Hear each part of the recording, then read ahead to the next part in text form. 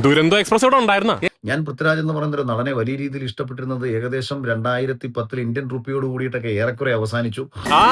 പോയി ചാവടാത്ത സ്നേഹിച്ചാ നക്കിക്കൊല്ലും, ഇല്ലെങ്കിൽ പാതിരെ നോക്കി പീച്ചങ്കത്തി ഏറ്റ് ഞാൻ. അതാ നമ്മുടെ സ്റ്റൈല്. ഈ ചെയ്തിട്ടുള്ള സിനിമകളും കഥാപാത്രങ്ങളും കണ്ടാൽ കോമാളിത്തരങ്ങൾ എന്ന് തോന്നിപ്പിക്കത്തക്ക കഥാപാത്രങ്ങളാണ് ചെയ്തുകൊണ്ടിരുന്നത്.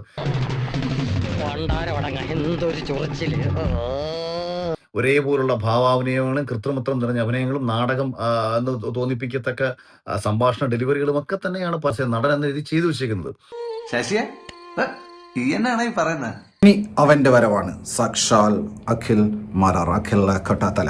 വന്ന ഭാഗം കാണാൻ പറ്റി, പക്ഷെ ഒന്നും കേൾക്കാൻ പറ്റില്ല. നല്ല സ്റ്റാൻഡേർഡ് കൂവലല്ലായിരുന്നു.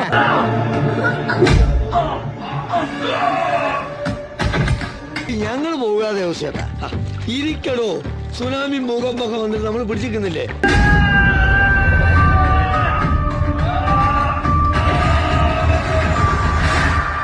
അവതാരപ്പിറവികളുടെ മുഴുവൻ രൗദ്രഭാവം ആവാഹിച്ച ഈ മൂർത്തിക്ക് ഇപ്പൊ പേര് നരസിംഹ എന്നാണ്.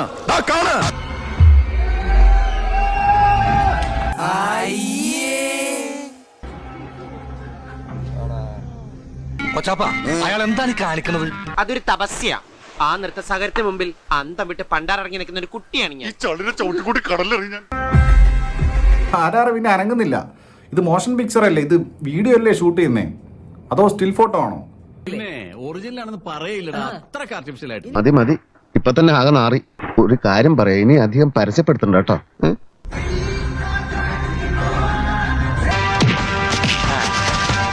ഇതിന്റെ പക്ഷേ കത്തി കണ്ടു കഴിഞ്ഞാൽ കറക്റ്റ് പോളികാർഡിന്റെ പച്ചക്കറി കത്തിയില്ലേ, അത് സെയിം സാധനം. എന്നിട്ട് മരം അങ്ങനെ മുക്കുക. കഞ്ഞി കുടിക്കാൻ വകയില്ലാത്ത കുടുംബത്തിൽ നിന്നല്ല ഞാൻ വരുന്നത്. പിന്നെന്താ, ഉള്ളിന്റെ ഉള്ളിൽ സ്വല്പ കലയുണ്ടായിപ്പോയി.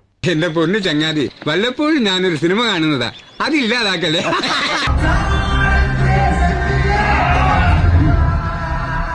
ഏതായാലും പൗലോച്ചായനെ ഞാൻ സമ്മതിച്ചിരിക്കുന്നു. ഭരത് അവാർഡ് കിട്ടുന്ന ഓവർ ആക്ടിംഗ് അല്ലേ കാഴ്ചവെച്ചത്. Thank you. സാറിന് ടോയ്ലറ്റ് പോകാൻ പറ്റുന്നുണ്ടോ? ഫേസ് വല്ലാണ്ടിരിക്കണു. തൂറാത്തവൻ തൂറുമ്പം തീട്ടം കൊണ്ട് ആറാട്ട്.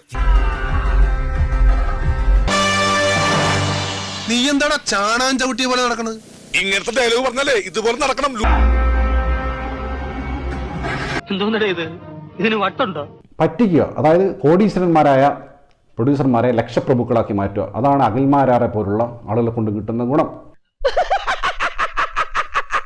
നിനക്കിത് വേണം. നീ എന്റെ മുമ്പിൽ കിടന്ന് വിലസിയില്ലേ? എന്തൊക്കെയാ നീ പറഞ്ഞത്?